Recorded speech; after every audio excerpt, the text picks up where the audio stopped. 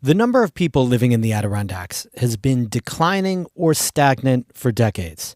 And the schools have far fewer kids than they used to. So it all begs the question, who's the next generation of Adirondackers? That's why the notion of who feels like they belong in the Adirondacks, who feels welcome, is so important. We asked people across the park what they think, and they had a lot to say. That's today's story of the day. Support for Story of the Day comes from Morja Wealth Management, serving the North Country for 3 generations. MorjaWM.com. Securities offered through Hightower Securities, LLC, member FINRA, SIPC. Hightower is an SEC-registered investment advisor. And Kinney Drugs, now offering specialized home medical equipment and supplies. Learn more at KinneyHomeCare.com. Hey, I'm David Sommerstein. It's Tuesday, May 6th. First up, 2 of New York's top lawmakers are taking aim at each other on national television. North Country Republican Congresswoman Elise Stefanik and Democratic Governor Kathy Hochul were both asked recently about facing off in next year's gubernatorial race. Emily Russell reports. Rumors have been swirling for weeks about Congresswoman Elise Stefanik's next political move. That's after President Donald Trump took her out of the running for UN ambassador last month. It seems Stefanik is pivoting to New York's top political post. The Republican, who lives in Saratoga County, was on Fox News on Sunday, where she was asked about her potential run for governor. Well, absolutely, I am strongly considering, because look at the crises that Kathy Hochul and single-party Democrat rule have delivered to New Yorkers, and this has been over the period of decades.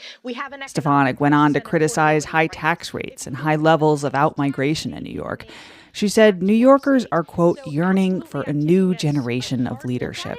And the outpouring of support has been tremendous. And Kathy Hochul is the worst governor in America. I dubbed that of Andrew Cuomo, not thinking anybody could make it worse. Kathy Hochul makes the impossible possible. She is the worst governor, and it's showing in her poor, abysmal approval ratings. Hochul's approval rating has gone up slightly in recent months, from 40 to 44% in the latest poll from Siena College. A day after Stefanik was on Fox, Hochul went on CNN, where she was asked about the potential challenge from Stefanik. Hochul pushed back, saying any Republican who has deep ties to President Donald Trump faces an uphill battle in New York. Donald Trump has made sure that the Republican Party brand is so tainted in New York that no matter who runs against me, they will have the baggage of explaining why, that people's prices went up, why they lost health care, why they lost Medicaid, why they lost education. Trump's funding cuts have targeted schools. His tariffs have hurt the stock market. Republicans are considering sweeping cuts to Medicaid, which covers more than 190,000 people in the North Country. On CNN on Monday, Hochul said she's ready for next year's election. I look forward to that fight. No matter who it is, it's not settled yet, but I say bring it on. The last Republican to win the governor's race in New York was George Pataki when he was reelected in 2002. But Hochul's most recent win a few years ago was the smallest margin of victory for Democrats in decades. She defeated Republican Lee Zeldin by a margin of about 6%. Emily Russell, North Country Public Radio.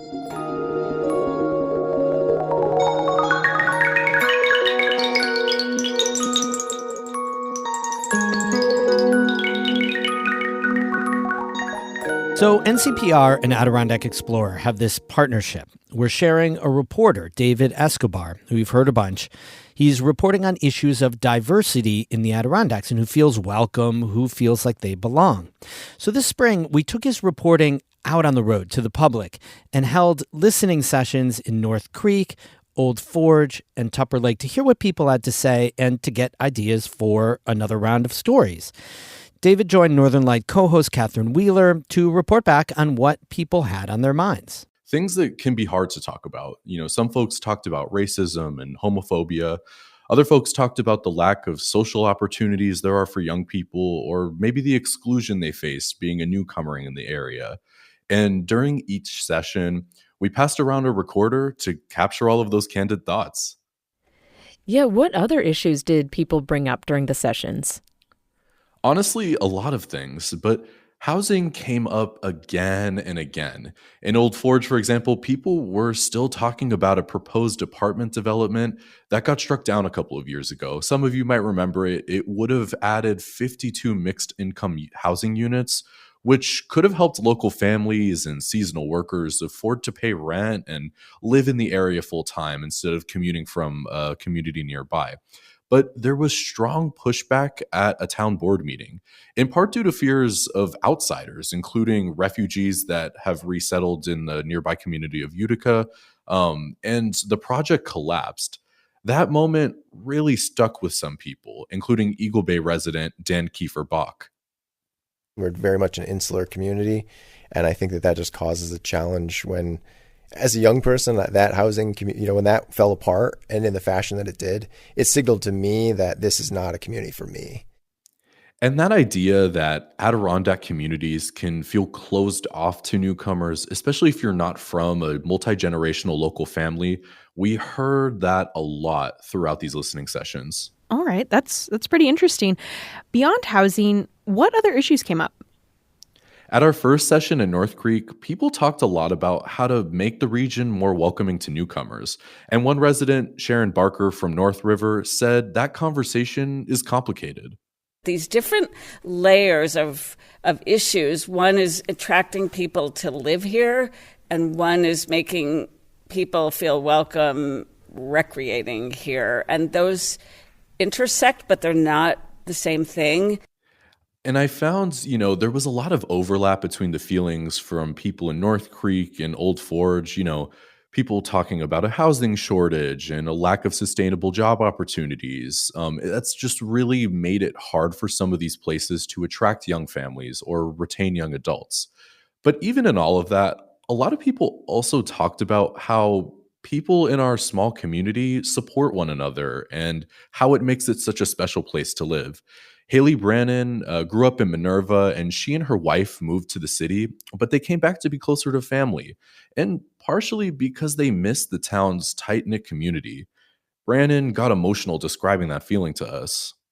They care and they want everything for you, and that I don't have that on Long Island. I didn't have that anywhere. It's the only place I've ever felt that. In the events up here, it's so thoughtful and people are so cared for. And so that was that's really for me. It's my family, and it's all this community who does care. And I wish everyone could get to experience and see that, because it's special and it's rare in this country. A lot of residents are also thinking about how outdoor recreation could be part of all of these solutions, whether that's through youth programs or just finding ways to make it easier for people to explore the outdoors here. Their hope is if people fall in love with the place, maybe they'll want to stick around. So we've talked about Old Forge and North Creek. What stood out from folks who attended the Tupper Lake session?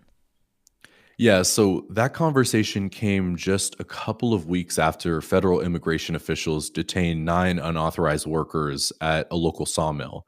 People told us the incident really rattled the community. And it's not just about that one business.